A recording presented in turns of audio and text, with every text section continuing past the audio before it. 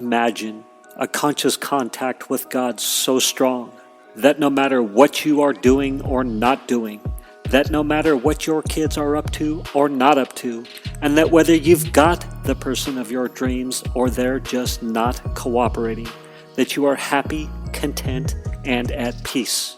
A space where everyone else's thoughts, attitudes, and actions are beautiful and exactly as they are supposed to be. Well, this is the space where I like to play.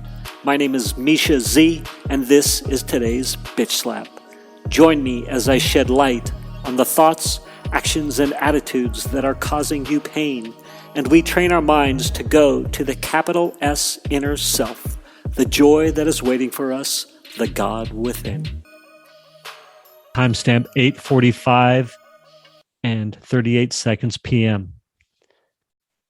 On this episode, my two topics are: what if I wasn't worried about money? And keep who I can help in focus. It is time to renew my yearly, oh my gosh, so rude. How rude is that? I apologize, podcast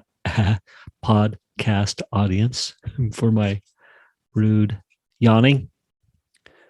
What if I wasn't worried about money? It's time for me to renew my yearly coaching program with Russell Brunson's 2CCX, 2, Club X. 2, Club, there's 2 comma. I'm not sure where I ended up here. All of a sudden, the Zoom went dead. So anyway, I was saying my internet died, I'm tired. It's only 8:48 p.m. and I'm exhausted. This whole entrepreneurial stuff sure is a lot of work. And by the way, with my $2,000 revenue, so I've got 998,000 to go. The 2,000, it's not quite 2,000 because, as I was saying, I had a couple of refunds due to somebody purchasing 3 tickets on accident. Damn it! And so, of course, I've invested some money into hiring a who to help me build out the funnel. So definitely that, along with the yearly coaching and with some tech, bunch of monthly tech subscriptions, G Suite, Vimeo, Bitly, Canva. Oh my gosh, the list of them's awesome. I can't even keep track, honestly. Investing in artwork, logos, LLC'ing, all the stuff. It's been a year of financial investment with no immediate reward. Usually my ventures, there's cash flows sooner rather than later. Great thing about the mortgage business is I was very fortunate, since I was good at it. Most of the companies funded my marketing campaigns, but I never really had my own business. I did own, well, that's subjective. No, is subjective the right word? The list, right? So, that's, you can bring your mortgage customer list around, but hard to sell it, perhaps, unless you, golly, I am sorry, start a company, which I did try, but that was a tough time. I think I did a podcast episode about that. If not, I'll do one. Anyway, I started a net branch which it doesn't matter. Just know that it did not, circumstances did not allow it to thrive and succeed. So I had some pivoting. What the heck was I talking about? Oh, so what if I wasn't worried about money? So it's time to re-up, and I'm looking at another, large financial outflow. It's probably why I'm yawning, because it's not exciting to talk about. But I'm hemming and hawing and talking to source, universe, whatever, and uh,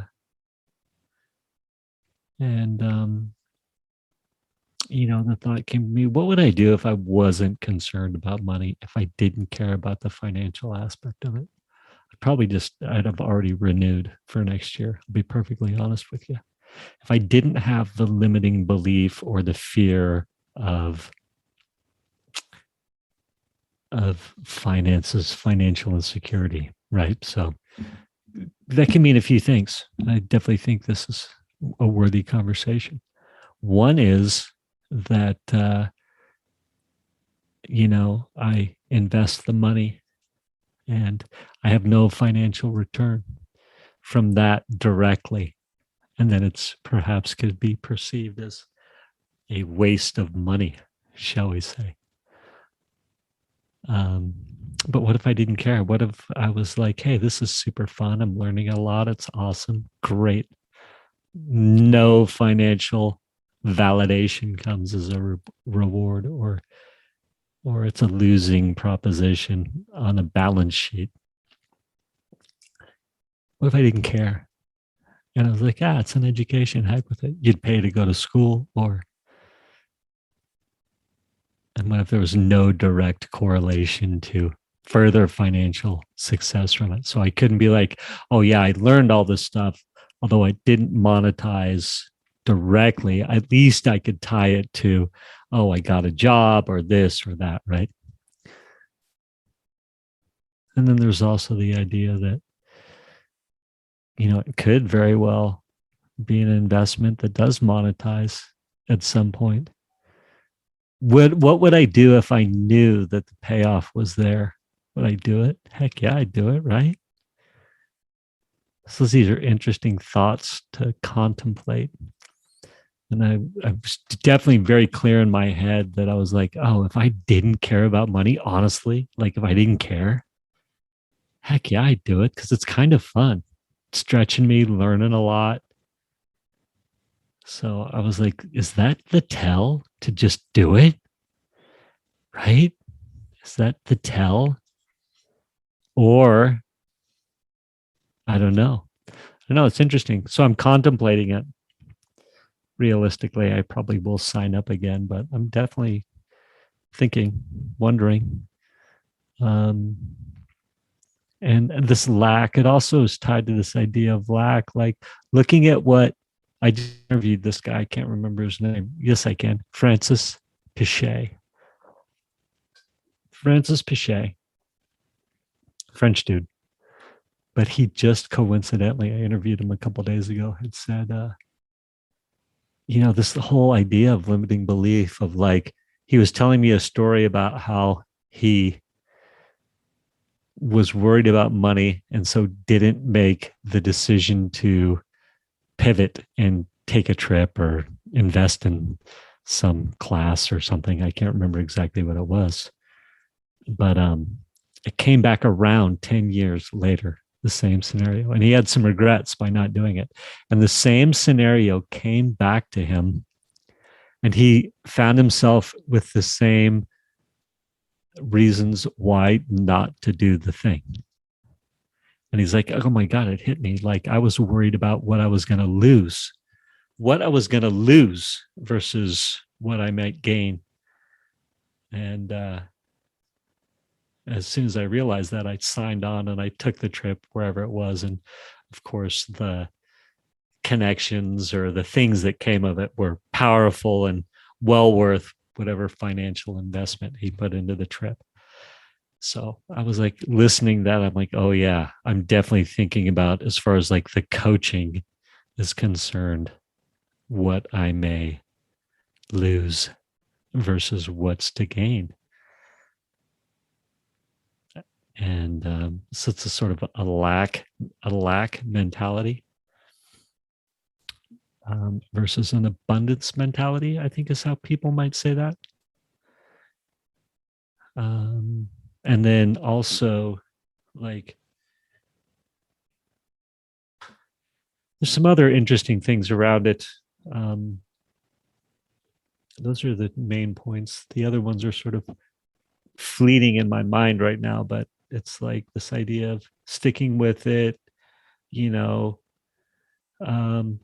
wanting to look bad, not wanting to fail, not seeing, I'm definitely seeing the downsides of things. Like, I'll never come up with a product good enough to work, whether it's coaching, informational products, physical products. Like, I've got nothing that can work, but not trusting that something might come of something actually might drop in and be like, here's this, right? So just fears. I'm just airing out some fears. I believe we would call that a little bit wound versus scarred, but heck with it, I say. Welcome to the journey. I am probably past. I'm trying to be cognizant of timing of my episodes these days for whatever reason, and so I believe I'm on or about the 8-minute mark. So I will save keep who I can help in focus. Keep that in my mind's eye. That's definitely helping me with this decision as well. So I want to address that next episode. So we've done what if I wasn't worried about money? And what if I wasn't worried about money? I would be all in on the year number 2 of the coaching because it's been awesome and amazing and I've learned so much. But I do have fear, financial fears. Thank you for spending time with me today. As someone who is committed to growth and service to this world, I so appreciate your willingness to come with me, go within, and serve our world through change. If you found value in this podcast and you know someone who can use this message, share this episode with them. Share it so our mission can be achieved one episode at a time. And of course, subscribe so you can hear more. And lastly, for more resources on what has helped me on my journey and can help you on yours, go to belove.media/resources. That's BELOVE.media/resources. Thank you again for listening.